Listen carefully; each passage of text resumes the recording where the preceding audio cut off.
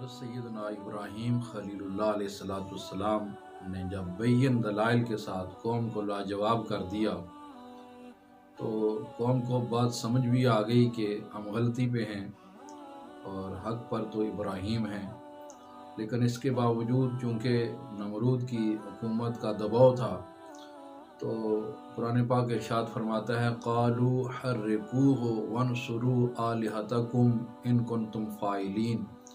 تو وہ جو کمیٹی بنائی گئی تھی فیصلہ کرنے کے لیے، انہوں نے کہا کہ دلائل میں تم لوگ اس سے پورا نہیں آ سکتے ہو، اگر کچھ کرنا ہی ہے تو اپنے خداؤں کی مدد کرو اور اسے آگ میں جلا دو۔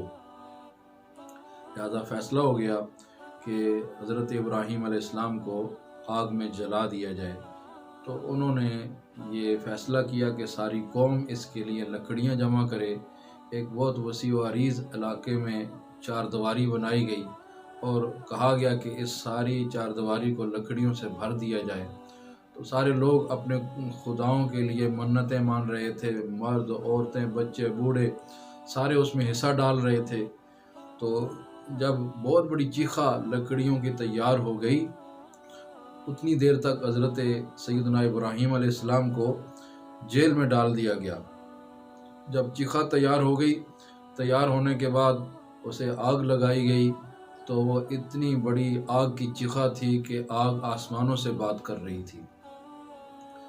اب جب انہوں نے جیل سے نکالا اور آپ کے ہاتھ اور پاؤں باندھے کہ آپ کو آگ میں پھینکا جائے تو سوچنے لگے کہ آگ میں پھینکے گا کون؟ وہ تو آگ کا جو تپش ہے وہ دور دور تک آ رہی ہے، تو کیسے پھینک سکیں گے آگ کی چیخا میں اس کو؟ تو وہاں پھر شیطان انسانی شکل میں آیا اور اس نے کہا میں تمہیں بتاتا ہوں، ایک مشین تیار کرو جس کا نام منجنیق ہے۔ یہ ایسا آلہ ہوگا کہ آپ اس میں رکھ کر اسے دور سے پھینک سکیں گے۔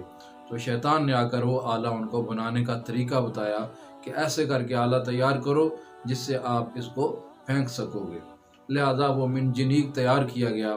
تیار کرنے کے بعد ابراہیم علیہ السلام کے ہاتھ اور پاؤں رسیوں سے باندھ کر آپ کو منجنیق میں جب رکھا گیا تو زمین و آسمان میں ہر چیز نے چیخ و پکار کی اور بارگاہ رب العزت میں عرض کی اے مالک الملک، ایک ہی تیرا توحید پرست بندہ ہے جس کو آگ میں ڈالا جانے لگا ہے۔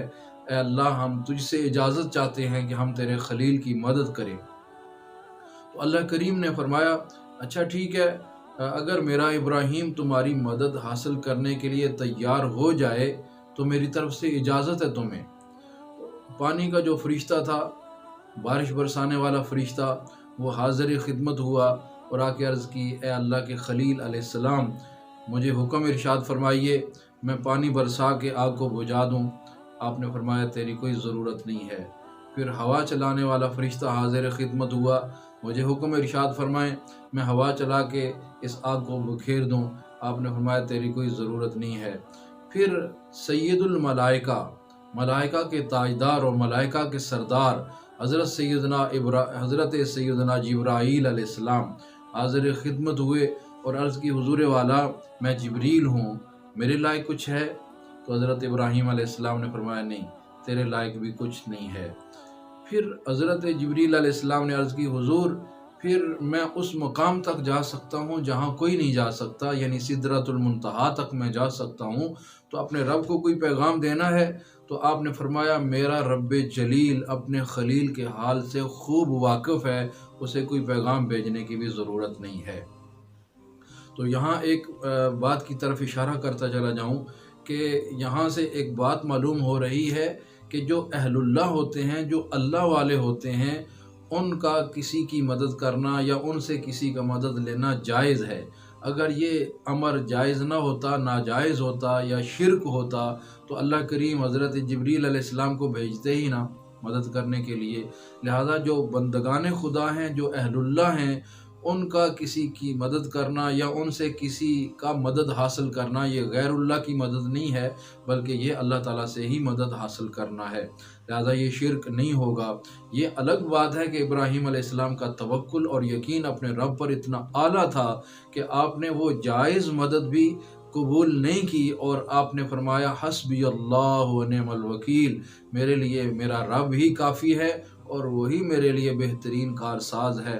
تو جس وقت ابراہیم علیہ السلام نے ساری کائنات سے اپنے ناطے توڑ کر اپنے رب سے ہی اپنے توکل کا ناطہ جوڑ لیا، تو رب العالمین نے اس وقت پھر فرمایا قلنا، پھر ہم نے بھی حکم دے دیا یا نارو کونی بردم و سلام علی ابراہیم، اے آگ میرے ابراہیم پر ٹھنڈی ہو جا۔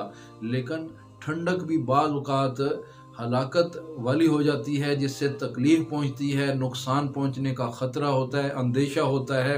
تو رب العالمین نے فرمایا ٹھنڈی ہو جا، لیکن اتنی ٹھنڈی کہ سلامتی والی ٹھنڈک ہو، زیادہ ٹھنڈک بھی نہیں ہونی چاہیے۔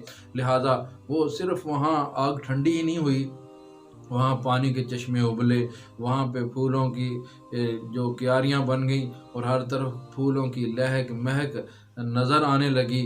ایسے سمجھ لیں کہ وہ آگ ایسی ٹھنڈی ہوئی کہ تھی تو آگ، لیکن وہ گلزار کا سما بن گیا، وہ باغ کا سما بن گیا ابراہیم علیہ السلام کے لیے۔ تو اس طریقہ سے حضرت سیدنا ابراہیم علیہ السلام نے جب اپنا توکل اور اپنا بھروسہ اپنے رب پر چھوڑا تو رب العالمین نے کرم فرمایا کہ آپ کے لیے اس آگ کو گلزار بنا دیا اور آپ کو آگ سے محفوظ رکھا۔ تو پھر بعد میں نمرود سے ایک مرتبہ پھر بات چیت ہوئی، تو نمرود نے پھر اپنی ہلاکت کا سامان مانگا، کہنے لگا ابراہیم تو بھی کہتا ہے کہ تیرے رب کے لشکر ہیں، میرے پاس بھی دیکھو یہ فوج ہے، یہ سپاہی ہیں، یہ فلاں ہیں، یہ فلاں ہیں، میرے پاس لشکر ہیں، تو بھی اپنے رب کے لشکروں کو بلا نہ بلا۔ تو آپ نے فرمایا میرے رب کے لشکروں میں سے بڑے بڑے لشکر بلانے کی تو ضرورت ہی نہیں ہے، ان کو تو تیری برداشت کرنے کی کہاں ہمت، میں اپنے رب کے لشکروں میں سے جس کو ایک معمولی لشکر سمجھا جاتا ہے وہ بلاتا ہوں۔ آپ نے مچھروں کا لشکر بلایا، تو وہ مچھر ساری قوم کو بھی اس مچھر نے ہلاک کیا، پریشان کیا۔ اور نمرود کے بارے میں رب نے فرمایا نمرود اے مردود، تیرے لیے ایک پورا مچھر بھی نہیں، تیرے لیے تو ایک لنگڑا سا مچھر بھی کافی ہے۔ تو وہ اس کی ناک میں داخل ہو گیا، داخل ہونے کے بعد اس کی دماغ میں جا کر ایسا تنگ کیا کہ وہ لوگوں کو حکم دیتا تھا کہ مجھے زور زور سے جوتے مارو، میرے سر میں جوتے مارو، تو وہ بار بار جوتے مروا کے تو مر گیا۔ اس طریقے سے اللہ تعالیٰ نے اپنے خلیل کو بچا لیا اور خلیل کو ستانے والوں کو برباد کر دیا۔ یہ ہے اللہ کریم کا اپنے پیارے ابراہیم حضرت خلیل اللہ علیہ السلام پر کرم خاص۔